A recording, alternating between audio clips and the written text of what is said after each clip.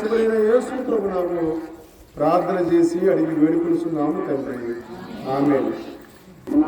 అందరికీ వందనాలమ్మా, గట్టిగా అందరికీ వందనాలు. సంతోషంగా ఉన్నారా? చాలా సంతోషం. దేవుని సన్నిధిలో ఉండటం మనకి చాలా సంతోషం. అన్నిటికంటే గొప్ప విషయం 6 బాప్తిసం పొందటం అంటే అది చిన్న విషయం అయితే కాదు. అయితే అలా పొందినటువంటి ఆ బిడ్డలు ఎంతకు ముందు పొందినటువంటి వారు పొందవలసిన వారు ఎలాగా ఉండాలి అనేటటువంటి ఒక సన్నివేశాన్ని బైబిల్ గ్రంథంలో నుంచి ధ్యానం చేసుకుందాం.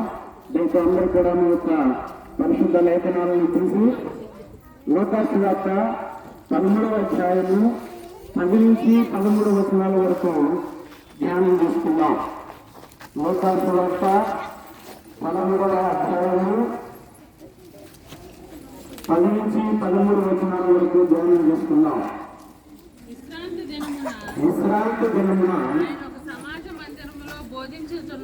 ఆయన ఒక సమాజ మందిరంలో బోధించుచున్నప్పుడు 18 ఏండ్ల నుండి బలహీనపరచు దయ్యము పట్టిన ఒక స్త్రీ అచ్చట నుండెను. ఆమె నడుము వంగిపోయి ఎంత మాత్రము చక్కగా నిలువబడలేకుండెను. యేసు ఆమెను చూచి రమ్మని పిలిచి, అమ్మా, నీ బలహీనత నుండి విడుదల పొంది ఉన్నావని ఆమెతో చెప్పి ఆమె మీద చేతులుంచగా ఆమె చక్కగా నిలవబడి దేవుని మహిమపరచును. మనం గమనించాలి. మొట్టమొదటగా ఆయన ఈ లోకానికి వచ్చినప్పుడు ఒకటి ఉపదేశించాడు. ఆయన చేసిన పని ఉపదేశం. రెండవదిగా చూసినప్పుడు రోగులను స్వస్థపరిచాడు. మూడవదిగా చూసినప్పుడు మన యొక్క ఆత్మలకు రక్షణ కలగజేశాడు. అనగా దేవుని రాజ్య సువార్తను ప్రకటించడానికి ఆయన ఈ లోకానికి వచ్చి పనిచేశారు. అది మనం గమనించాలి. అయితే ఈ 3 విషయాలు కూడా దేన్ని చూస్తున్నాయంటే యేసు ప్రభు వారు శారీరకంగా ఉపయోగపడ్డారు, మనసుకి ఉపయోగపడ్డారు, ఆత్మ సంబంధముగా ఉపయోగపడ్డారు. శారీరంగా రోగులైనటువంటి వారిని, అనగారినటువంటి ప్రజలను ఆయన ఆదరించి స్వస్థపరిచి అనేకమైన గొప్ప కార్యాలు చేశారు. అలాగనే మానసికంగా మనసు వికలమైపోయి అనేకమైనటువంటి బాధలతో ఇబ్బంది పడుతున్నటువంటి వారికి, మనస్సుల్లో నెమ్మది లేనటువంటి వారి మనస్సులకు నెమ్మది కలగజేశాడు. అలాగనే ఆత్మ సంబంధంగా ఆ యొక్క నరకములో నశించిపోయేటటువంటి మానవాళి ఆత్మలన్నిటికీ కూడా రక్షణ సువార్తను ప్రకటించారు. యేసు ప్రభువారి బోధలో ఉన్నటువంటి సత్యాలు ఇవి. అయితే నా ప్రియమైనటువంటి సహోదరులారా, మనం చదవబడినటువంటి వాక్య భాగంలో ఉన్నటువంటి ఆ యొక్క వాక్య సత్యాలను మనం అర్థం చేసుకోగలిగితే ఒకరోజు ఆ యొక్క విశ్రాంతి దినములో ప్రభు అయినటువంటి యేసుక్రీస్తు వారు సమాజ మందిరంలోనికి వెళ్ళి అక్కడ బోధించుచూ ఉన్నప్పుడు ఎవరు కనపడ్డారు? వింటుంటే మీకు ఎవరికైనా ఆన్సర్ వచ్చింది. ఎవరు కనపడ్డారు? ఇక్కడే ఉన్నారా? ఎవరు కనపడ్డారు? చూపులు అయితే అన్ని చెప్పడానికి నాకు సమయం లేదు. వాక్యం చాలా భారం కలిగినటువంటి వాక్యం. ఈ వాక్యం జాగ్రత్తగా మీరు రెస్పాండ్ అవుతుంటే చాలా మంచిగా ఉంటుందని నా అభిప్రాయం. దయతో వినండి. ఏ వాతావరణమైనా దేవుని యొక్క చిత్త ప్రకారం జరుగుతుంది. ఎవరు భయపడాల్సిన పని లేదు. మన ప్రభు గొప్ప దేవుడు, ఆయన శక్తి సామర్థ్యం కలిగిన దేవుడు. ఆయనకి మనం వర్త చెప్పుకొని వాక్యంలోని మనం లేనమవుదాం. ఇక్కడ చూసినట్లయితే ఒక దయ్యం పట్టిన స్త్రీని చూస్తూ ఉన్నాం. ఎవరిని? దయ్యం పడితే ఏం చేయాలి? పిల్లలను బెదిరించాలి, లేదా పిచ్చి శాస్త్రం చేయాలి. కానీ వీడికి దయ్యం పట్టడం వల్ల ఏమైందంట? నడుము వంగిపోయింది. ఏమొంగిపోయిందమ్మా? చెప్పండి, ఏమొంగిపోయింది? నడుము వంగిపోయింది. నడుము వంగిపోయినటువంటి ఆమెను చూసి ప్రభువు వారు ఆమె మీద ఏముంచారు? చేతులుంచారు. ప్రియమైన దేవుని బిడ్డలారా, ఎప్పుడైతే చేతులుంచి ఆమెతో ఒక మాట అన్నారు. ఏమన్నారమ్మా? రమ్మని పిలిచి ఆమె మీద చేతులుంచగా ఆమె చక్కగా నిలవబడి దేవుని మహిమపరచెను. ప్రియులారా, గమనించాలి. ఈమెకు ఉన్నటువంటి ప్రాబ్లం ఏమిటంటే 18 సంవత్సరాల నుంచి ఉంది. ఆ దయ్యం ఎన్ని సంవత్సరాల నుంచి ఉంది? 18 సంవత్సరముల నుంచి ఉంది. ఈ 18 సంవత్సరములు అనే మాట ఏమిటంటే, మన భారతదేశంలో కానీ ప్రపంచంలో కానీ ఓటు హక్కు రావడానికి ఎన్ని సంవత్సరాలు? అనగా ఒక బిడ్డ యవ్వన ప్రాయంలోనికి రావాలి అంటే, నిండు యవ్వనస్తుడు అనాలంటే 18 సంవత్సరాలు. ఈ బిడ్డకి 18 సంవత్సరాల నుంచి కూడా ఎక్కడ ఉందంటే, ఇది దేవుని మందిరంలోనే ఉంది. దేవుని యొక్క వాక్యం చదువుతూ ఉంది, దేవుని మాటలు వింటూ ఉంది, దేవునికి ప్రార్థన చేస్తూ ఉంది, దేవునికి పాటలు పాడుతూ ఉంది. కానీ ఏం పోలా? చూడండి, ఏం పోలా? దయ్యం పోలా. దయ్యం పోక ఆమె ఏం చేసింది? నడుము వంగిపోయింది. అయితే యేసు ప్రభు వారు వచ్చారు, ఆమెను లెమ్మన్నారు, స్వస్థత జరిగింది. ఇంతేనా? ఇంతేనా అక్కడ జరిగింది?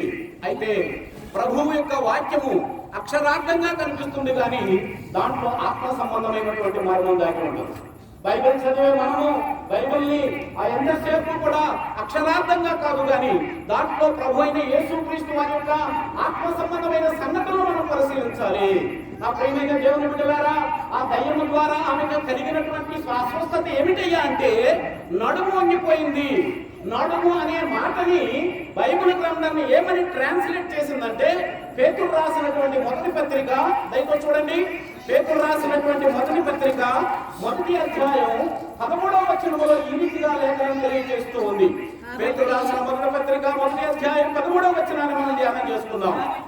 కాబట్టి నీ మనస్సు నడుము కట్టుకుని నిబ్బరమైన బుద్ధి గలవారై యేసు క్రీస్తు ప్రత్యక్షమైనప్పుడు మీకు తేబడు కృప విషయమై సంపూర్ణ నిరీక్షణ. చాలు ప్రియులారా, వినండి. ఇప్పుడు బైబిల్లో భక్తులైనటువంటి పేతురు గారు నడుము అనే పదాన్ని ఏమని తెలియజేస్తూ ఉన్నారంటే, నడుము అనగా మనస్సు. చెప్పండి, నడుము అంటే ఏంటి? బాగా అంటున్నారా? నడుము అంటే ఏంటి? నిజంగా వంగిపోయింది. ఈనాడు కాదు, ఆమె మనస్సు వంగిపోయింది. ఆమె మనసులో స్థిర బుద్ధి లేదు, ఆమె మనసులో నిలకడ లేదు. నిలకడ లేని మనస్సు వల్ల ఆమె అనేక సార్లు దేవుని మందిరంలో ఉన్నప్పటికీ కూడా దేవుని కార్యాలు చూడలేకపోయింది, దేవుని మహిమపరచలేకపోయింది, దేవుని స్తుతించలేకపోయింది. అయితే మందిరములో లేదా? మందిరములోనే ఉంది. పాటలు పాడటం లేదా? పాడుతూనే ఉంది. ప్రార్థన చేయటం లేదా? చేస్తూనే ఉంది. కానీ ఆమెలో ఏం లేదంటే, స్థిరమైన బుద్ధి లేదు, నిలకడ బుద్ధి లేదు, నిరీక్షణ లేదు. నా కొరకు దేవుడు ఉంచినటువంటి పరలోక రాజ్యానికి వెళ్ళటానికి నేను సిద్ధపడి ఉండాలి అనేటటువంటి ఆలోచన లేదు ప్రియులారా. అయితే ఇప్పుడు మనస్సు అనగా ఏం తెలుస్తుందంటే, బైబిల్ గ్రంథము మనస్సు అనగా, చెప్పండి, మనస్సు అనగా నడుము. నడుము అనగా మనస్సు అనగా ఏమైపోతుందంటే, ప్రియమైన దేవుని బిడ్డలారా, ఈ రోజు కూడా క్రైస్తవ సంఘాలలో అనేక మంది అనేక సంవత్సరములు మందిరాలకు వెళ్తున్నప్పటికీ, దేవుణ్ణి ఆరాధిస్తున్నప్పటికీ ఏమి నిలకడలేదయ్యా అంటే, ఏమి నిలకడలేదు? నిజమేనంటారా? మనందరి మనసులు కూడా నిలకడని అంటారా? నిజంగా మనం మనసుల గురించి ఆలోచన చేస్తే ప్రియులారా, శరీరానికైతే ఎన్నో రకాలుగా మనం సపర్యలు చేస్తున్నాం. నీ మనసుకి ఏమైనా సపర్య చేస్తున్నావా? నీ మనసుకు నెమ్మది కలగడానికి ఏ మార్గంలో నువ్వు పయనిస్తున్నావు? ఇదిగో ఈ మనస్సుకి ప్రశాంతత కావాలంటే కొంతమంది ఆయా విధమైనటువంటి ఆచార పద్ధతులు అవలంబిస్తూ ఉన్నారు. అదిగో ఆ ప్రశాంతమైన స్థలములకు వెళ్తే, ఆ ప్రశాంతమైన తీర్థయాత్రలకు వెళ్తే, ఆ ప్రశాంతమైనటువంటి ఆ పుణ్యక్షేత్రాలకు వెళ్తే, లేదా యెరూషలేము వెళ్తే, లేదా మక్కా వెళ్తే ఇలాగా మాకు మనశ్శాంతి కలుగుతుంది అని అమూల్యమైనటువంటి వారి సంపదను అక్కడ పెడుతూ ఉన్నారు. ఇంకా కొంతమంది లోక సంబంధంగా ఆలోచన చేస్తే, ఒక సినిమాకి వెళ్తేనో లేదా కాస్త విహార యాత్రకు వెళ్తేనో మా మనసులు చాలా బాగున్నాయండి ఆ ప్రకృతి నుంచి. అయితే ఈ మనసు నిజమైనటువంటి స్థిరబుద్ధి, నిలకడ కలిగినటువంటి జీవితం రావాలి అంటే, దేవుని మందిరములో ఉన్నటువంటి మనందరము కూడా మన మనస్సు నిలుపుకోవాలి. దేవునికి మహిమ కలుగును గాక. ఏం నిలుపుకోవాలి? చెప్పండి, ఏమి నిలుపుకోవాలి? చెప్పండి. మనస్సు ఎలా నిలుపుకోగలిగింది? ఎలా నిలబడుతుంది? ఎలా నిలబడుతుందయ్యా అని మన బైబిల్ గ్రంథంలో జ్ఞాపకం చేసుకుంటే, ఆ భక్తుడైనటువంటి జ్ఞాని అయినటువంటి సొలొమోనుని కనుక అడిగితే ఆ యొక్క సామెతల గ్రంథంలో చెప్తూ ఉన్నాడయ్యా, మనసుకున్నటువంటి బుద్ధి చూడయ్యా అని చెప్తూ ఉన్నాడు. చూడండి, సామెతల గ్రంథము 16వ అధ్యాయము 32వ వచనంలో లేఖనం ఈ రీతిగా తెలియజేస్తుంది ప్రియులారా. సామెతల గ్రంథము 16వ అధ్యాయము 32వ వచనం. ఏమా? పరాక్రమశాలి కంటే ఏం గలవాడు? దీర్ఘశాంతం గలవాడు శ్రేష్ఠుడు. పట్టణము పట్టుకుని వాడి కంటే మనస్సును స్వాధీనపరుచుకున్నవాడు శ్రేష్ఠుడు. ఇప్పుడు మనసును గురించి అడిగితే చెప్తున్నాడు, అయ్యా మనసును మా చేతుల్లో ఉంది అనుకుంటున్నారేమో ప్రియులారా. హలో, వింటున్నారా? మా మనసు మా దగ్గర ఉందా అనుకుంటున్నారేమో. కేవలం శరీరాలు మాత్రమే మన దగ్గర ఉన్నాయి, మన మనసు ఆలోచన వేరుగా ఉంటది. అందుకే ఈ భక్తుడు అంటున్నాడు, అనేకమైనటువంటి జ్ఞాన గ్రంథాలను పరిశీలన చేసిన తర్వాత, అయ్యా ఒక పట్టణాన్ని స్వాధీనపరుచుకోవటం కంటే మనసును స్వాధీనపరుచుకోవటం కష్టమా తేలిక? చెప్పడమ్మా, కష్టమా తేలిక అని రాశాడు. కష్టమంట. ఒక పట్టణాన్ని స్వాధీనపరుచుకోవాలి అనగా, ఆ రోజు ఉన్నటువంటి రాజులను మనం పరిశీలన చేస్తే, ఒక సంస్థానంలో ఉన్నటువంటి సైన్యాన్నంతా జయించడం, ఒక పట్టణాన్ని పట్టుకోవడం అంటే చిన్న విషయం కాదు. ఆ పట్టణం మీద యుద్ధానికి వెళ్ళాలి, అనేకమైన కోటలు ఉంటాయి, అనేకమైన సైనికులు ఉంటారు, అశ్వదళం ఉంటుంది. వీళ్ళందరినీ కూడా ఎదిరించుకుని ఆ రాజును చంపితే కానీ ఆ పట్టణం స్వాధీనం కాదు. అలాంటి పట్టణం స్వాధీనపరచుకోవడం తేలికంట, కానీ ఈ మనసును మాత్రం స్వాధీనపరచుకోవటము కష్టమని అంటున్నాడు ఆయన. ఎందుకు కష్టం? అసలు ఎందుకు ఈ పట్టణం మీద అసాధ్యమవుతుందంటే, ప్రియమైన దేవుని పిల్లలారా, మీరు ఆలోచన చేస్తే ఆ పట్టణం ఎవరో కాదు, ఆ పట్టణం మీ యొక్క శరీరమే. ఆ దేవుడు నివసించే మీ శరీరమే దేవుని ఆలయం అనగా పట్టణం ఇదే. ఈ పట్టణంలో ఉన్నటువంటి రాజు, పరిపాలించేవాడు ఎవడయ్యా అంటే, దుష్టుడైనటువంటి సాతానుడు మన మనసు మీద రాజ్యం చేస్తూ ఉన్నాడు. ఎంతమంది నమ్ముతున్నారు ఈ మాట? మన మీద రాజ్యం చేస్తున్నవారు, మనం ఎవరి తలంపుల ప్రకారం నడుస్తూ ఉన్నాం, ఎవరి పద్ధతుల ప్రకారం లోకంలో మనం జీవిస్తూ ఉన్నాం, మన యొక్క దేవుని యొక్క ఆలోచనల ప్రకారం మనం నడగలుగుతున్నామా? దేవుని గ్రంథం చెప్పినటువంటి రకంగా మనం ప్రవర్తించగలుగుతున్నామా? మన ప్రవర్తన అంతా కూడా లోక సంబంధంగా లేదా? మన ఆలోచనలన్నీ కూడా చెడిపోయినటువంటి ఆలోచనలో లేవా? ఒకసారి పరిశీలన చేసుకుంటే ఇదే ఆ పట్టణం. ఈ పట్టణంలో ఉన్నటువంటి రాజు ఎవరంటే, ఆ యేసు ప్రభు యొక్క స్వాధీనం కావాలి ఈ పట్టణం. ఈ హృదయం అనేటటువంటి స్థానంలో యేసు ప్రభు గారు రాజ్యం ఏనాలి. ఆ రాజ్యము, ఆ పరలోక రాజ్య సంబంధమైన ఉంటే నీ మనసు నీ మాట వింటది ప్రియులారా. అయితే ఈ మనసును గురించి భక్తుడైనటువంటి పౌలు గారు తిమోతితో మరొక మాట చెప్తూ ఉంటాడు. నడుము అనగా మనస్సుని, మనస్సు అంటే ఏమిటో ఇంకా ఆయన చెప్తూ ఉన్నాడు ప్రియులారా. ఒకసారి చూడండి, తిమోతి రాసినటువంటి మొదటి పత్రిక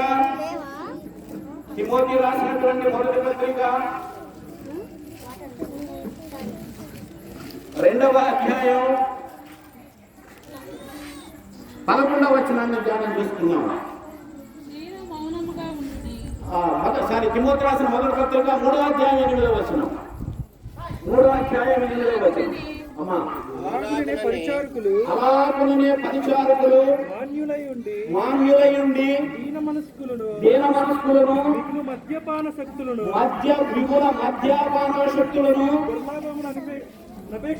దుర్లాభమును అపేక్షించువారు కాక విశ్వాస మర్మమును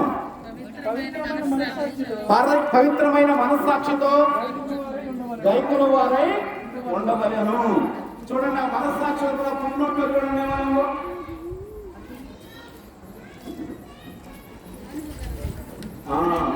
కరెక్ట్ గా చదవండి, గట్టిగా చదవాలి. మీ అందరికీ ఆ విషయాలు తెలియాలని నేను కష్టపడుతూ ఉన్నాను. ఏమిటంటే అక్కడ ఆ ప్లేస్ ఏమనుంది? అది ఇక్కడ మనస్సును మరలా ఈ భక్తులు ఏమని ఉపదేశిస్తూ ఉన్నాడంటే, మనస్సు అనగా నాలుక, 2 తలంపులు కలిగినటువంటిది.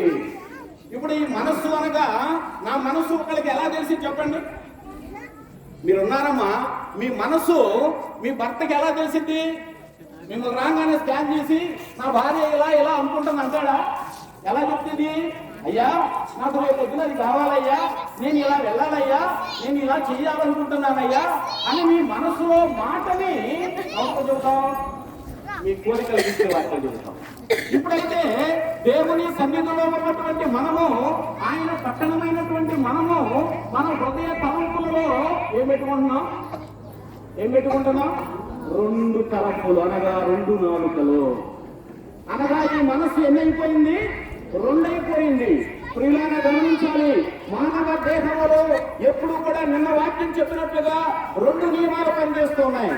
ఆత్మ నియమము, శారీర నియమము. ఆత్మ సంబంధమైన మాట, శారీర సంబంధమైనటువంటి మాట. మనం శారీరకంగా జీవిస్తున్నాం కాబట్టి లోకంతో పాటు బ్రతకపోతే ఎలాగా అని సమర్థించుకునే మాట. దేవుని సన్నిధిలో లేఖనం చదువుతున్నప్పుడు అయ్యో ఆత్మ సంబంధంగా పరలోకం ఉంది కదా, పరలోక సంబంధంగా జీవించకపోతే ఎలా అనేటటువంటి పాలన. ఇక్కడ మన నడుము వంగిపోయిన స్త్రీ పరిస్థితి ఏమిటంటే ఆమె మనసు కుదుటపడడం లేదు, ఆ మనసును స్వాధీనపరచుకోలేకపోతుంది. ఆమె మనసులో రెండు తలంపులు ఉన్నాయి. దేవుని వాక్యం ఉంటున్నటువంటి మనం, లోకంలో ఉన్నటువంటి మనం ఎన్ని మనసులతో పనిచేస్తున్నాం? ఆయన చెప్పింది మీ మనస్సు మారి నూతన పరచబడాలి. మొట్టమొదటిగా మీరు మారు మనస్సు పొందాలి. ఆ యొక్క ప్రకటన 2వ అధ్యాయంలో సంఘంతో చెప్తున్నాడు, మీరు మరలా మనసు మార్చుకోవాలి. పిల్లరా, ఈ మనసు మారటం అనేది ఏమిటంటే మన నాలుక సత్యమనే పలకాలి. ఈ యొక్క మనసు మారేటటువంటి విధానం వల్ల మనకి కలిగే లాభాలు ఏమిటయ్యా అంటే, ఒకసారి జాగ్రత్తగా వినండి. ఎప్పుడైతే ఈ లోకం అనుకున్నట్లుగా క్రైస్తత్వం ఒక మతంగా చూస్తే అది మతంగానే కనిపిస్తుంది, కానీ క్రైస్తత్వంలో నిజమైనటువంటి మనసు మారిన క్రైస్తవుడిని మీరు గమనిస్తే ఆ క్రైస్తవుడు ఒకరికి హాని చేయలేడు. ఆ క్రైస్తవుడు తన జీవితాన్ని కట్టుకోగలడు. ఆ క్రైస్తవుడు తన బిడ్డల జీవితాన్ని కట్టగలడు. మీకు ఒక రకంగా అర్థమైతే దేవుని యొక్క వ్యక్తి యొక్క మనసు అయితే నిజంగా దేవుని స్థితిలో మారగలుగుతుందో అతని యొక్క చూడండి భౌతికంగా చైతన్యం కలుగుతుంది. That is the physical revolution. మనసు మారిన క్రైస్తవ జీవితం ఒక చైతన్యవంతమైన జీవితం. ఒక చైతన్యము అనగా అర్థం ఏమిటంటే ఆ యొక్క స్త్రీలు చదవకూడదు, స్త్రీలు వంటింటి కుందేళ్ల వలె ఉండాలి అని ఒకప్పుడు అణిచిపెట్టినటువంటి ఆ యొక్క సాంప్రదాయాలలో నుంచి చైతన్యపరచబడిన స్త్రీ ఈ రోజు చదువుకుని అనేకమైనటువంటి గొప్ప కార్యాలు చేయడానికి ఉపయోగపడుతుంది. చైతన్యం అంటే అది అర్థం. ఎప్పుడైతే మన మనసు మారుతుందో భౌతికంగా మనము చైతన్యపరచబడతాం. ఎలాగా చైతన్యపరచబడతామంటే ఒక గృహిణిగా, ఒక బాధ్యత కలిగినటువంటి భర్తగా నీ కుటుంబంలో ఉన్నటువంటి నీ బిడ్డలను సరి అయిన మార్గంలో నడిపించుకోగలవు నీ మనసు మారితే. భర్తగా తన మనసు లోకం వైపు ఉంటే బిడ్డలుగా వారి మనసులు కూడా లోకం వైపే ఉంటాయి. భర్తగా భార్యగా మనము లోక సంబంధమైనటువంటి సంగతులనే మనము గృహములో వారికి బోధిస్తూ ఉంటే భౌతికంగా వారు చదువుకున్నప్పటికీ కూడా వారి బుద్ధి మారదు. ఈ రోజు ప్రజలు అనుభవిస్తున్నటువంటిది ఏమిటంటే ఆస్తి పెరిగింది, అంతస్తు పెరిగింది, సౌందర్యం పెరిగింది, తిండి పెరిగింది, చైతన్యములో అందరూ కూడా శక్తిహీనం అయిపోయాం. చైతన్యం లేదు. ఏ మాత్రం కూడా బాగుపడాలనే మనసు లేదు. ఎంత మాత్రం కూడా అన్యాయాన్ని ఎదిరించాలి, సత్యంతో బ్రతకాలి, యథార్థమైన జీవితం బ్రతకాలి అని తను తాను దేవునికి సమర్పించుకునేటటువంటి వ్యక్తి కరువైపోయారు దేవునికి. సమాజ మందిరములో ఉన్నటువంటి ఆ స్త్రీ నడుమంగిపోయి ఎలాగా తన జీవితాన్ని కొనసాగిస్తుందో ఈ రోజు కూడా దేవుని నమ్ముకున్న వారు కూడా దేవుని నమ్ముకున్నటువంటి వారితో సమానంగా లోకముతో రెండు నాలుకలు కలిగి ప్రవర్తిస్తూ ఉన్నారు. లోక సంబంధమైన జీవితాన్ని గడుపుతూ దేవుని పేరు చెప్పుకుని అనేకమైనటువంటి దుష్కార్యములకు ఒడిగడుతున్నటువంటి వారు ఉన్నారు. నా ప్రియమైన దేవుని బిడ్డలారా, మీరు చైతన్యపరచబడాలి. మన రాజు మన చైతన్యపరచడానికి వచ్చినటువంటి దేవుడు ప్రభు అయిన యేసుక్రీస్తు అనేక మేలుకరంగా ఉండటానికి ముందుగా నీ బిడ్డల్ని చైతన్యపరచాలి. రెండవదిగా చూస్తే ఎకనామికల్ ఆ రెవల్యూషన్ రావాలి. ఆర్థికమైనటువంటి చైతన్యం. ఒక సొమ్ముని, ఒక డబ్బుని ఎలాగా మనం నియంత్రించుకోవాలి, ఎలాగా మన బిడ్డలకు ఉపయోగపడేలాగా చేయాలి, ఎలాగా మనకున్న భవిష్యత్తుని ఈ డబ్బుతో ఎలాగా మనము సరిపోయే విధంగా నేర్చుకోవాలి. ఆర్థిక చైతన్యం తీసుకురావాలి. ఇంకా తెలిసినట్లయితే ఆత్మీయ చైతన్యం, స్పిరిచువల్ రెవల్యూషన్ రావాలి. ఏ వ్యక్తి మనసు అయితే మారుతుందో అతనిలో ఆత్మ సంబంధమైన చైతన్యం, ఆత్మ సంబంధమైన చైతన్యం ఆ వ్యక్తిని పరలోక రాజ్యం వైపు నడుపుతుంది. ప్రియులారా, దేవునికి మహిమ కలుగును గాక. ఆమేన్. ఎట్లా నడుపుతుంది? అందుకే ప్రభు తన సువార్తలో ఆ భక్తుడైనటువంటి ఆ యొక్క యోహాను గారు కూడా సువార్తలో చెప్పిన మాట ఏమిటంటే, మీ మనస్సు మారు మనస్సు పొందుడి. పరలోక రాజ్యం సమీపించి ఉన్నది కనుక మీరందరూ కూడా ఏం మర్చిపోవాలి? ఇప్పుడు మరి ఏం మర్చిపోవాలమ్మా? మార్చుకుంటున్నామా? చూడండి, మన తలంపులు ఎలాగ ఉన్నాయి, మన బుద్ధి ఎలాగ ఉంది. లోకం అనుకుంటుంది క్రైస్తవ్యం అంటే ఒక మతతత్వం అనుకుంటుంది. కొందరు అనుకుంటున్నారు క్రైస్తవులంటే లోకములో అనేకమైన విభేదాలు తెచ్చేవాళ్ళు అనుకుంటున్నారు.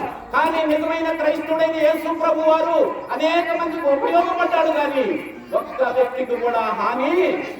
మనసు మారితే దేవుని కోసం అవమానం భరించగలవు. మనసు మారితే నీ భర్తతో ఓర్పుతో సహనంతో కాపురం చేయగలవు. నీ మనసు మారితే నీ భార్య తప్ప వేరొక పరాయి స్త్రీని దుష్ట మనసులో కూడా మనం చూడం. నీ మనసు మారితే నీ సహోదరులతో 2 నాలుకల మాటలు చెప్పాము. 2 నాలుకల మాటలు అనగా నీ ముందు నీ మాట, పక్కకు తిరగగానే పక్క మాట. ఒకటి ముందు పొగడటం, పక్కకి తిట్టడం, ఒక వ్యక్తిని గనపరచడం, అదే వ్యక్తిని పరుల ముందు ఏమని చేయటం? అపహాస్యం చేయటం, అవమానించడం. నా ప్రభువైన యేసుక్రీస్తు వారు ఈ లోకంలో ప్రకటించిన సువార్త ఏమిటంటే, ఇదిగో నా ప్రియమైనటువంటి దేవుని బిడ్డలారా, మిమ్మల్ని అందరినీ కూడా దేవుడు ప్రేమించి ఉచితమైనటువంటి చైతన్యాన్ని కలిగించడానికి వచ్చాడు. అందుకే ఆ రోజు ఆ ప్రభు ఆ నిష్కలంకమైనటువంటి భక్తుల ప్రజలకు బోధిస్తూ ఉంటే ఓర్చుకోలేనటువంటి ఆ రోమా నాయకులు, ఆ యొక్క యోధ జనాంగము అన్యాయంగా ఆయన్ని చంపివేసింది. ఈ రోజు నీ మనసు మారగలిగితే, నీవు చైతన్యపరచబడితే మొట్టమొదటిగా నీ కుటుంబం మొట్టమొదటిగా బాగుపడుతుంది. ఆమేన్. ఎవరు బాగుపడతారు? నా మనసు కనుక నేను స్వాధీనపరచుకుంటే నాకు మేలా నీకు మేలా? చెప్పండి, ఎవరికి మేలు? నాకు మేలు. ముందు నాకు మేలు నా మనసు మార్చుకుంటే. ఎందుకు? ఇంతకు ముందు నా మనసు అనేకమైనటువంటి వ్యసనాల పాలైంది. మనసులో నెమ్మది లేదు. ఎందుకయ్యా నువ్వు తాగుతున్నావంటే ఏం చెప్పమంటావయ్యా నా బాధ? అందుకే మనసు బాగోక నేను వెళ్ళి కాస్త తాగుతూ ఉన్నాను. సమర్థించుకున్నాడు. ఎవడి మనసు వాడి దృష్టిలో వాడికి నేరం పాపదు. నేను చేసేది కరెక్టే అనుకుంటూ ఉంటది. అది కూడా బైబిల్ గ్రంథంలో ఆ యొక్క సామెతల గ్రంథంలో చెప్పాడు. ఎవరి మనసు వాడికి ఏమనిపిస్తుందంట? నేను చేసేది రైతే, నేను చేసేది రైతే, నేను మాట్లాడేది రైతే. ఈ రోజు పని చేస్తున్నటువంటి దురాత్మ ఇదే. ప్రతి చిన్న పిల్లవాడి దగ్గర నుంచి పెద్దవాడి వరకు కూడా వాడు ఏదైతే చెబుతాడో అదే ఇక పొరపాటును కూడా పక్కవాడి మాట అండి. ఎందుకంటే వాడి దృష్టిలో నేను చేసేది నిజం. నా ప్రియమైన దేవుని పిల్లలారా, క్రైస్తవ్య జీవితంలో మన రాజైనటువంటి యేసు ప్రభువు నేర్పినటువంటి బోధ ఏమిటంటే, ఆత్మ సంబంధంగా మనం మనసు మారి ఎప్పుడైతే నూతన పరచబడతామో అప్పుడు మనలో స్థిర బుద్ధి వస్తుంది. మనందరం కూడా సహజంగా చెప్పే మాట ఏమిటో తెలుసా?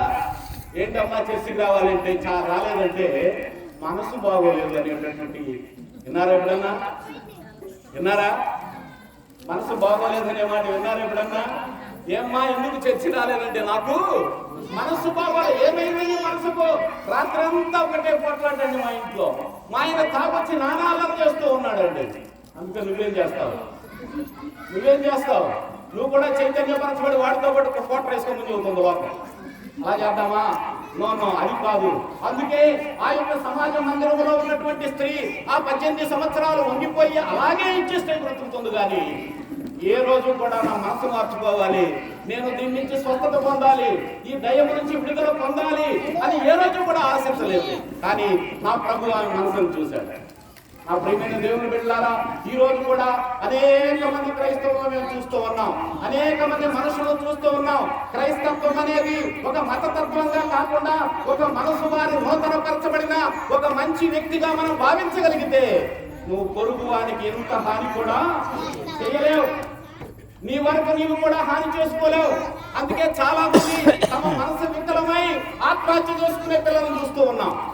అన్యాయంగా చిన్నతనంలోనే నడవడి తెలియక ఆ యవ్వనేటటువంటి ఆ యొక్క దాంట్లో పడిపోయి అన్యాయంగా బలైపోతున్నటువంటి బిడ్డలు.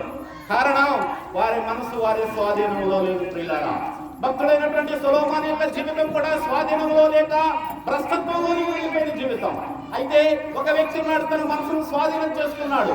ఆ భక్తుడైన యెహోషువని కనుక చూసినట్లయితే ఆయన ఈ రీతిగా సెలవిచ్చాడు, నేను చెప్పండి, నేను సది వాక్యము, నేను నా ఇంటి వారిని యెహోవాను.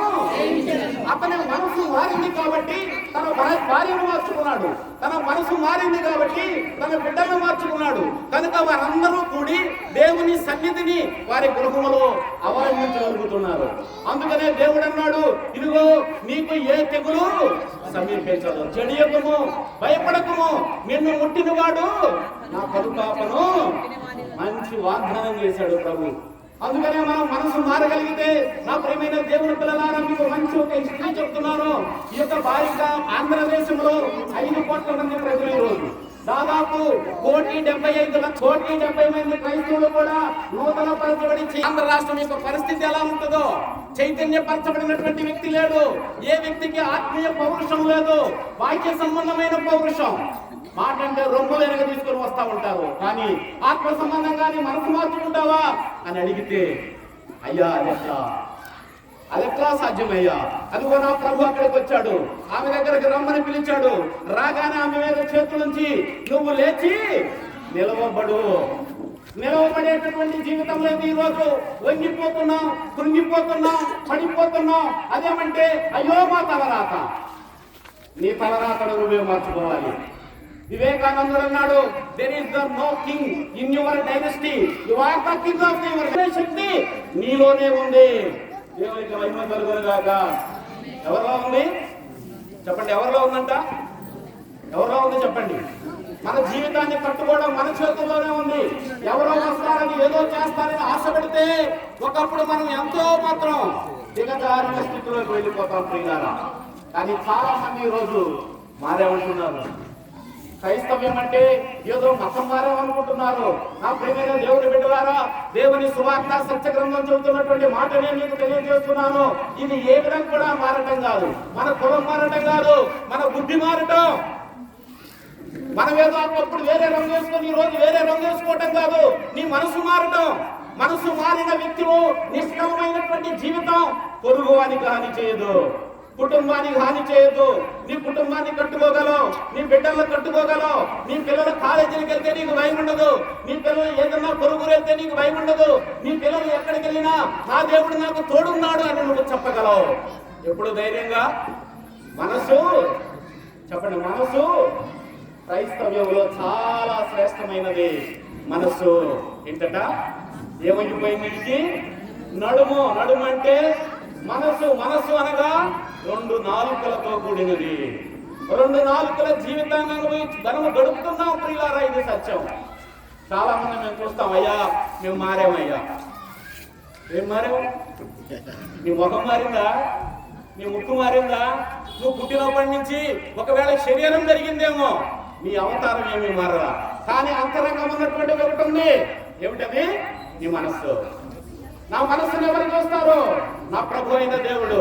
ఆయన దృష్టిలో హెబ్రీయులకు రాసిన పత్రిక 6వ అధ్యాయం చివరి వచనములో, సృష్ట్యములో ఆయనకి కనపడదని ఏది లేదు, సృష్టించబడిన దాంట్లో ఆయనకు మరుగైనది ఏది లేదు. అనుకుంటాం మనమేదో తెలియదు, దేవునికి ఏం తెలియదులే. ఆయన చూడండి అనుకుంటామేమో పిల్లారా, జాగ్రత్త. ఆయన సమస్తమును చూడగలిగిన దేవుడు. అందుకే ఒక ఆయన చక్కగా పాడాడు ఇలాంటి వారిని పెట్టుకొని, మారాలి మారాలి నీ మనసే మారాలి, మారాలి మారాలి నీ మనసే మారాలి. మారిన మనసు దేవునికిస్తే ఫలితం ఉంటుంది, మారిన మనసు దేవునికిస్తే ఫలితం ఉంటుంది. మారాలి పడలే, మారాలి మారాలి నీ మనసే మారాలి, మారిన మనసు దేవునికిస్తే ఫలితం ఉంటుంది. పడదాం ఇలాగా, మారాలి మారాలి నా మనసే. నీ మనసు కాదు, నా మనసు మారాలని పడుకుందాం. నీ మనసు మారితే నాకేంటి లాభం? నా మనసు మారితే నాకు లాభం. మారాలి మారాలి నా మనసే మారాలి, మారిన మనసు దేవునికిస్తే ఫలితం ఉంటుంది. ఇలాగా మారేమంటున్నారంటే కొంతమంది, మారామంటూ వేషం వేస్తారు. ఏం వేస్తారు? మారు? మేము మారామండి, మేము పాస్పోర్ట్ నీ పొట్ట నింపుకోవడానికి మాయ వేషాలు మారామంటూ మోసం చేస్తారు. మారిన మంటలు మారకపోతే బోల్తా పడతారు. ఏదో మాటలు చెప్తాడు, కళ్ళుగులు కబుర్లు, సోకు మాటలు 4 చెప్తాడు, సొల్లు మాటలు 4 చెప్తాడు. ప్రజల దగ్గర నుంచి డబ్బు కాజేయటానికి పేద ప్రజలైన వారు సంపాదించుకున్నటువంటి వారిని. కొంతమంది అయితే అయ్యా ఇవి ఇంట్లో పాసిగిమ్మి నన్ను బలపరిచింది, నిన్ను బలపరిచేది ఎంత ధర్మాత్ముడు. ఆమె బలపరచాలి. ఆ దిక్కులేని పిల్లలు ఆ యొక్క బట్టలు ఉతుక్కునో లేకపోతే ఎంగిలి కుండలు కడుక్కునో ఆ కుటుంబాన్ని పోషించుకుంటుంటే వారికి నువ్వు బోధ చేయాలి, కానీ నన్ను బలపరిచింది. మారామంటూ వేషం వేసి మీ ఆస్తులు పెంచుకుంటూ మనసు మారకుండా 2 నాలుకలతో మీరు ప్రవర్తిస్తూ క్రైస్తవ్యాన్ని భ్రష్టు పట్టిస్తున్నటువంటి వారు. నా ప్రియమైన దేవుని బిడ్డలారా, మీరు అలాగా ఉండకూడదని మీకు అలాగా మీరందరూ ఉండకూడదు. దేవుని సన్నిధిలో ఉండటం అనే అర్థం మన మనసును మారటం. పొరుగు వారికి హాని చేయనటువంటిది, పొరుగు వారిని ప్రేమించేది, నీ తోటి సహోదరుడు ఎవరైనప్పటికీ కూడా అతని మీద ప్రేమతో కలిగినటువంటి జీవితమే క్రైస్తవ జీవితం. మన రాజైన మా ప్రభువైన యేసుక్రీస్తు వారు నేర్చిన పాఠం ఏమిటంటే, మీరు నా బిడ్డలు. ఎవరి బిడ్డలు? నా బిడ్డలైతే ఎవరు మాట అంటారు? నా మాట అంటారు. ఆయన బిడ్డలైతే ఎవరు మాట అంటారమ్మా? చెప్పండి. ఆయన బిడ్డలైతే ఎవరు మాట అంటారు? కానీ ప్రభు అన్నాడు, ఏమన్నాడు? మీరు మొదటి నుంచి వాడి సంబంధులు. యోహాను సువార్త 8:44 అన్నాడు, మీరు మొదటి నుంచి కూడా వాడి సంబంధులు. వాడు మీ తండ్రి. వాడెవడట? అబద్ధమునకు జనకుడు. ఎవడంట వాడు? చెప్పండి, ఎవడవాడు? ఇటు తిరిగాము ఒక మాట, ఇటు తిరిగి ఒక మాట. లేదా మన జీవితాల్లో ఈ జీవితం లేదా ఇలాంటి వారిని మనం చూడటం లేదా? ఏమని నువ్వు జవాబు ఇవ్వగలవు? దేవుణ్ణి నమ్ముకుని ఎక్కడుంది నీ చైతన్యం? ఎక్కడుంది నీలో విప్లవం? విప్లవం అంటే ఎదుటి వాళ్ళని కొట్టడమో తిట్టడమో చంపటం కాదు విప్లవం. విప్లవం అనగా నీలో ఉన్న మానవత్వ వీరులను బయటకు తీసుకురావటం. నాకేమన్నా మోదీ గారు అనుకుంటామా? నా పెదనామా లేక నా తాత ఇక్కడుండి ప్రార్థన చేస్తాయ్యా, మా ప్రధానమంత్రిని కాపాడయ్యా, మా చర్చిల్ని కాపాడయ్యా, మా దేశాన్ని కాపాడయ్యా, మా సైనికులను కాపాడయ్యా. ఇప్పుడు నీ మనసు మారికి నీ మనసు మారుతాను కదా. నీ మనసు మారకపోతే అయ్యా నన్ను కాపాడయ్యా, నా వ్యాపారం రెట్టించి అయ్యా, నాకు అభివృద్ధి చెయ్యయ్యా, నా కడుపు నింపయ్యా, నేను బాగా బలవాలయ్యా. ఇదేగా ప్రార్థనలు. నా ప్రియమైన దేవుని పిల్లలు, అందుకే ప్రభు వారు చెప్పారు, ఇదిగో వీరిని నాకు అప్పగించావయ్యా, కనుక నేను వెళ్తున్నాను. వీరిని దుష్టుని లోనికి పడకుండా ఆ యొక్క యోహాను సువార్త 17వ అధ్యాయంలో ఆ చివరి రోజుల్లో ప్రార్థన చేశాడు ఆయన. దేవా తండ్రి, ఈ బిడ్డలందరూ నాకు అనుగ్రహించావయ్యా. వీరు లోకంలో పడిపోకుండా, దుష్టుని చేతిలో మోసపోకుండా వారికి నీ కాపుదల దయచేయ్యా, వారిని దీవించయ్యా, వారిని రాజ్య వారసులుగా చేయయ్యా. ప్రభు అయినటువంటి యేసుక్రీస్తు వారి సువార్తలో మనం గమనించవలసిన విషయం ఏమిటంటే, ఆయన బిడ్డలుగా మనందరము కూడా ఏ రాజ్యం వెళ్ళాలి? ఏ రాజ్యం వెళ్ళాలండి? ఈ రోజుల్లో రాజ్యాలు చాలా వచ్చినాయి. ఏ రాజ్యం వెళ్ళాలి? ఏ రాజ్యం వెళ్ళాలి? ఆ రాజ్యం వెళ్ళాలి. ఆ రాజ్యం ఎక్కడుంది? ఆయన చెప్పాడు, పరలోక రాజ్యము వస్తుందనలా సమీపించి ఉన్నది. ఆమేన్. ఎక్కడుందంట? మీరు కావాలంటే ఇప్పుడు మత్తయి సువార్త 4వ అధ్యాయంలో పరలోక రాజ్యము సమీపించి ఉన్నది. కనుక మీరు మనస్సు మారి రూపాంతరం చెందండి. మీ బ్రతుకులు మార్చుకోండి. బ్రతుకులు మార్చుకోవడం అంటే అది నింద కాదు. మీరు చైతన్యపరచబడండి. అజ్ఞానంలో బ్రతకబాకండి. లోకంలో లోకం పరిస్థితులు చూడండి. మీ బ్రతుకు ఎలాగా నడుస్తున్నాయో చూడండి. లోకంతో పాటు నా రాతాన్ని బ్రతకబాకండి. మీ రాతాన్ని మీరే మార్చుకోవాలి. చిన్నప్పుడైతే మనం అనుకునేవాళ్ళం, ఆ చాటలు వేసినప్పుడు బ్రహ్మదేవుడు రాశాడు, ఇక అది ఎవడో జరపలేడు. నేను చెప్తున్నాను, మన ప్రభు అయిన యేసుక్రీస్తు తాకీదులు తలకిందులు చేయగలిగిన దేవుడు. మరణ ప్రాయంలో ఉన్న హిజ్కియా నువ్వు చనిపోవలసిందే ఆ మరణ శాసనము ఆ యొక్క రాయబడినప్పుడు మరలా తన రాత మార్చడా మార్చలేదా? ఆ మార్చిన దేవుడు ఏంటి? దేవుడు నీ ఆయుష్ను పెంచగలిగిన దేవుడే నీ దేవుడు. నీకు ఆరోగ్యం ఇవ్వగలిగిన దేవుడే నీ దేవుడు. అందుకే సామెతల గ్రంథం 3వ అధ్యాయంలో చెప్తూ ఉన్నాడు, ఇదిగో మీరు చెడుతనమును విడిచి మీ యొక్క భయభక్తులతో బ్రతికిన యెడల మీ శరీరంలో ఆరోగ్యం, మీ ఎముకలకు సత్తువ, మీకు కావలసినందులో ఆయన ఆశీర్వదిస్తానన్నాడు. భయభక్తులు కలిగిన జీవితం ఎప్పుడు వస్తుందో తెలుసా? మనస్సు మారితే. ఆ ప్రియమైన దేవుని బిడ్డలారా, ఈరోజు మన పిల్లలే మన మాట వినగలరు. కారణం మన యొక్క మనసు మారకుండా వాళ్ళకి చెప్తూ ఉన్నాం. నువ్వు మారి చూపించు ఒక జీవితం, నువ్వు మారి చూపించు ఒక బ్రతుకు. నీ ఎందుకు భర్త ఎందుకు మారడు? వ్యసనపరుడైన భర్త మారాలి అంటే ముందుగా మనం మారాలి. అందుకే ఆ యొక్క పేతురు రాసిన 1వ పత్రిక 3వ అధ్యాయంలో ఆ రాజు మీద ఆనుకుంటుందో అప్పుడు ఆ ఇంటికి ఆ మనసుకి ఏం కలిగిద్దంట? ఏం కలిగిద్దంట? ఉందా పూర్ణశాంతి? అయ్యా పాస్టర్ గారు ప్రార్థన చేయండి అయ్యా, మా ఇంట్లో అంతా గొడవేనయ్యా. పాస్టర్ గారు ప్రార్థన చేస్తే జరిగిందో లేదో నాకు తెలియదు, కానీ నువ్వు ప్రార్థన చేస్తే జరిగింది. నువ్వు మనసు మార్చుకుంటే జరిగింది. నీ కుటుంబంలో పూర్ణ శాంతి కలగాలంటే నీ మనసు నీ ప్రభు అయిన యేసు వైపు నిలబెట్టు. నీ మనసు ధనం మీద పెడితే, నీ మనసు నీ మనసు పెడితే ఒకవేళ ఒకసారి తప్పనిసరిగా ఏదో రోజు ఏమైపోతే పెట్టుకున్న నమ్మకం నిన్ను. కానీ నా ప్రభు మీద మనసు నిలపగలిగితే మనకు కావాల్సినటువంటి పూర్ణ శాంతి ఆయన కలగజేస్తాడు. ఆమేన్. ఏం చేస్తాడు? కానీ మనసు ఏమో ఎటువంటిది మనసు? హృదయము వ్యాధితో నిండిన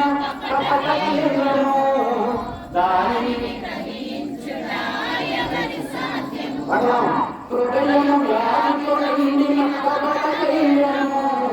దాని గ్రహించుట ఎవరి సాధ్యము? మనసు మర్మమేదిన మననీయుడా, మనసు మార్చగలిగిన నివేరుడా. నా మదినే కోరగా నువ్వు మనసు కోరయా, నా హృదిని దారాజుగా నిలిచిపోవయా. నా మదినే కోరగా నువ్వు మనసు కోరయా, నా హృదిని దారాజుగా నిలిచిపోవయా. మనసు జూమ్ తగ్గించి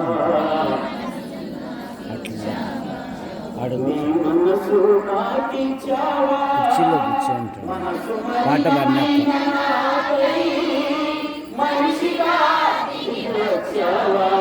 ఎందుకు వచ్చాడంటే ఆయన మన మనసును మార్చాలని, మన జీవితాలు మార్చాలని, మన చైతన్యపరచాలని, మన బుద్ధి మార్చాలని. మీ కులాలు మారద్దు, మీ ఇంటి పేర్లు మారద్దు, మీ ఊరి పేరు మారద్దు, కానీ మీ మనసు మార్చుకోండి. అది నా యేసయ్యకే కావాల్సింది. మీరు ఎక్కడ ఉన్నారో నా సమస్య కాదు, మీరు ఎలా ఉన్నారో దేవుడు చూస్తూ ఉన్నాడు. నీకు పూర్ణ శాంతి లేదు, నీ మనసులో నెమ్మది లేదు, నీ కుటుంబంలో ఆరోగ్యం లేదు, నీ దేహంలో సత్తువ లేదు. కారణం నీ మనసును పట్టింది బుద్ధి, బూజు అక్కడ ఉంది. అందుకే ఒక ఆయన అన్నాడు, ఒక వ్యక్తి కనుక మనసు మార్చగలిగితే తన ప్రవర్తన అంతా మారిపోతుందంట. ఒక వ్యక్తి మనసు మారితే ఏం మారిందంట? నా మనసు కనుక మారితే నా చూపు మారింది, నా మాట మారింది, నా తలంపులు మారుతాయి, నా ఆలోచనలు మారుతాయి. ఒకవేళ నేను పాస్టర్ గారిని బైబిల్ జరుపుకుంటే మెసేజ్ చెప్పినా నా బుద్ధి మారకపోతే అడుగంతా విషయమే. మాట్లాడే మాటలన్నీ విమర్శకులే, 2 నాలుకలే. అలాంటి స్థితి క్రైస్తవులకు తగదు. నా ప్రభువైన యేసుక్రీస్తు అలాంటి రాజు కాదు. నా ప్రభువైన యేసుక్రీస్తు సర్వ మానవులను ప్రేమించాడు, దిక్కులేని వారిని ఆదరించాడు. కనుకనే ఆ కలువరి శిలువలో వేలాడాడు. ఆయన మనస్సు అందరికీ తెలియడం కోసం వీరుడిగా దిగి వచ్చాడు. నా ప్రియమైన దేవుని బిడ్డలారా, మరి మీరు ఎలా ఉంటారు? ఆ ప్రభువుకు సాదృశ్యంగా ఉంటారా? ఆ ప్రభువును వెంబడిస్తారా? లేదా ఆ ప్రభు పేరు చెప్పుకొని చెట్టు పేరు చెప్పి కాయలు అమ్ముకున్నట్లుగా పతోడు ఆ కాయలో చెప్తాడు, మామిడికాయలు రాగా. ఏ కాయలు? ఒంగోలు దాటిన తర్వాత ఉంటుంది. ఏ కాయలు అన్నా? మామిడికాయలు. పతోడు పొలవపాడు కాయలు, ప్రపంచం మొత్తానికి పొలవపాడు కాయలు. చెట్టు పేరు చెప్తాడు, కాయలు అమ్ముకుంటాడు. ప్రభు పేరు చెప్పుకుంటాం, అబద్ధాలు మాట్లాడతాం. ప్రభు పేరు చెప్పుకుంటాం, మోసం చేస్తాం. ప్రభు పేరు చెప్పుకుంటాం, కడుపు ఇంపుకుంటాం. ఇలాగా ఇది కాలిపోయేది, ఇది మొత్తం కాలిపోయేది. ప్రయోజనం కాలిపోనిది ఒకటో తర్వాత మనసు కోసం నా రాజు వచ్చాడు. దాన్ని చైతన్యపరచడానికి వచ్చాడు. మూలమన్నటువంటి ఆ మనసును బయటకు లాగి దాన్ని నూతన పరిచి తనతో పాటు తన రాజ్యాన్ని తీసుకెళ్ళడానికి వచ్చాడు. ఎంతమంది వస్తారు ఆయనతో పాటు ఆయన రాజ్యాన్ని? ఎంతమందికి కావాలి ఆ రాజ్యం? ఎంతమందికి కావాలి ఆ మనశ్శాంతి కలిగిన జీవితం? ఎంతమందికి కావాలి ఆ ఆరోగ్యకరమైన జీవితం? ఎంతమందికి కావాలి ఆ కన్నీళ్లు లేని జీవితం? వారందరూ కూడా నిజమైనటువంటి క్రైస్తవులు అక్కడ ఉన్నారు. ఆమేన్. ఎంతమందికి కావాలి ఈ మనసు? వంగిపోయిన మనసు ఎంతమంది నిలబడాలని కోరుకుంటున్నారు? అయితే ఒకసారి మీ చేతులు ఎత్తినట్లయితే మీ అందరి కోసం చిన్న ప్రార్థన చేస్తాను. అయ్యా, నిజంగా నాకు మనశ్శాంతి లేదయ్యా, నా హృదయంలో నెమ్మది లేదయ్యా, నా బిడ్డలను బట్టి, నా అనారోగ్య పరిస్థితులను బట్టి, నా ఆర్థిక సమస్యలను బట్టి, నా భర్త వ్యసనాలను బట్టి, నా బ్రతుకంతా కూడా అయ్యో దిగులుతో పట్టుకుంటున్నానయ్యా అన్నవారంటే సిగ్గుపడకుండా ఇది ప్రభు సన్నిధి, ప్రభు చూస్తున్నాడు. ఆయన కార్యాలు చేయగలిగిన దేవుడు, ప్రాణమే ఇచ్చిన దేవుడు. అడిగితే నీకు ఏదైనా ఇవ్వగలడు. ఒకసారి మనస్ఫూర్తిగా చేయొద్దుగా, సగం చేయరాదు, నిజమైన చేయొద్దుగా. ప్రభువా నీకు వందనాలయ్యా, యేసు ప్రభువా నీకు స్తోత్రాలయ్యా. నువ్వు గొప్ప దేవుడు అయ్యా, గొప్ప రాజు అయ్యా, మంచి దేవుడు అయ్యా. ఇలాంటి ప్రేమ కలిగిన వారు ఎవరున్నారయ్యా? ఇలాగా క్షమించే వాళ్ళు ఎవరున్నారయ్యా? మా తల్లిదండ్రులు మేము తప్పు చేస్తే ఇంట్లోకి రానియ్యా అయ్యా, మా పొరుగు వారు మేము తప్పుడు పనులు చేస్తే పడతారు అయ్యా, ఊరి నుంచి విదేస్తారు కదయ్యా. వెలివేయబడిన వాళ్ళు అసలు 2 నాలుకలు కలిగింది అయ్యా. ఒగ్గిపోయి బతుకుతున్నామయ్యా, కృంగిపోయి బతుకుతున్నామయ్యా. కృంగిపోయిన వారు లేవనెత్తే దేవుడు కదా, దిక్కులోని దరిద్రులను ఆదరించే దేవుడు అన్న కదా. ఓ పరిశుద్ధాత్మ దేవుడా, రాత్రికాల సమయంలో అందరూ చేతులు ఎత్తేసి ఉన్నారు. ఆ ప్రతి చేయిని నీ నామములో తాకండి ప్రభువా. వారి హృదయాలకు నెమ్మది దయచేయండి అయ్యా, వారి కుటుంబాలకు పూర్ణ శాంతి దయచేయండి అయ్యా. ప్రకటించుకున్న సువార్త వ్యర్థం కాకుండా అయ్యా, కనుమార్గలో ఉన్న నా ప్రియమైన జనాంగాన్ని అందరినీ దీవించండి అయ్యా. కనుమార్గ గ్రామాన్ని మీరు ఆశీర్వదించండి అయ్యా. సువార్త చెప్పే ప్రతి బిడ్డను ఆశీర్వదించండి అయ్యా. సువార్త తినే ప్రతి బిడ్డను ఆశీర్వదించండి అయ్యా. మన రాష్ట్రాన్ని దీవించండి అయ్యా, మన ఆయుధులను దీవించండి అయ్యా. మంచి మనసును దయచేయండి ప్రభువా. మీకు వ్యతిరేకమైన రాజ్యము కూలిపోవును కాక నాయన. పరిశుద్ధాత్మ దేవుడా, మా హృదయాన్ని స్వాగతిస్తున్నామయ్యా. విశ్వాసంతో ఎందరు బిడ్డలైతే చేతులు ఎత్తారో ప్రతి బిడ్డ కుటుంబాన్ని దీవించండి, ప్రతి బిడ్డని దీవించండి. వారిలో ఉన్న అనారోగ్యం అంతా యేసు నామములో తొలగిపోవును కాక నాయన. వారికి ఉన్నటువంటి దారిద్ర్యము యేసు నామములో వెళ్ళిపోవును కాక నాయన. వారి కుటుంబాల్లో మార్పు దయచేయండి అయ్యా, వారి భర్తలను మార్చండి అయ్యా. అయ్యా, వారికి రక్షణ దయచేయండి అయ్యా. ఆ పరలోక రాజ్య పౌరులుగా చైతన్యపరచండి అయ్యా. ఇది ఒక్కరోజు మాట కాక మా జీవిత కాలం అంతా నీకు సాక్షులుగా బ్రతికే కృపయోగండి అయ్యా. తండ్రి, నీకే మహిమ ఘనత ప్రభావం చెల్లిస్తున్నాను. ప్రతి చిన్న బిడ్డని, ప్రతి వృద్ధుడిని, ప్రతి యవన స్త్రీలను, ప్రతి యవన సహోదరులను అయా సేవ ఏర్పరిచినటువంటి దేవుడన్న గారిని నిండార్లుగా మీరు ఆశీర్వదించి నామానికి మహిమ ఘనత ప్రభావం తెచ్చుకోమని మా ప్రభువు మా రక్షకుడైన యేసు క్రీస్తు వారి ఉన్నతమైన నామములో ప్రార్థించి అడిగి వేడుకొనుచున్నాము తండ్రి. ఆమేన్. దేవుడు మిమ్మల్ని ఆశీర్వదించును గాక, దేవుడు మిమ్మల్ని బలపరచును గాక, పరలోక దీవెనలు మీకు కలుగును గాక.